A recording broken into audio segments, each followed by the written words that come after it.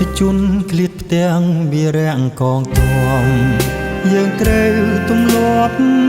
សំទាំងគោរពដឹងគុណទឹកចិត្តល្អលឹងលុបលះបងជីវិតវាយបាញ់ចាមិត្តយកក្តីសុខពិតជូនរៀងដោយស្មោះយកខ្លួនពីងក្របដេកទ្របធរណីឥតស្ដាយជីវីទីលៀនការពីបូជាឈាមស្រស់ខ្សែមិនស្ដាយកាយស៊ូបងបោះឲ្យតែជាតិរស់ការពីយ៉ាងស្មងដែនអធិបតេយ្យដំឡៃយោធាកម្ពុជាខ្ញុំអើយពីបាងពេកហើយទឹកចិត្តល្អក្រៃលែបងគ្រប់យ៉ាងព្រួតឹងដីឆ្ងាយផ្ការីថ្លៃ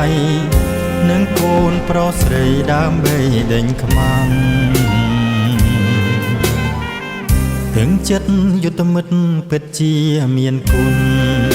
លើប្រជាជនលើសលន់ពេកពុនធ្ងន់មិនអាចលឹងខ្មែរគ្រប់រូបគោរពហើយដឹងគុណពួងគាត់ប្រឹងការពារជាតិយើងឲ្យបានសុខសាន្ត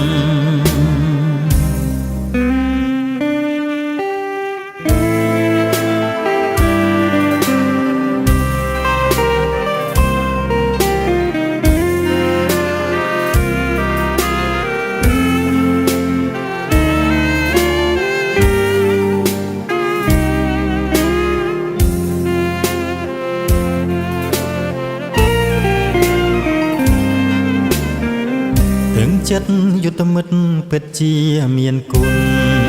លើប្រជាជនលើសលន់ពេកពុនធ្ងន់មិនអាចលឹងខ្មែរគ្រប់រូបគោរពហើយដឹង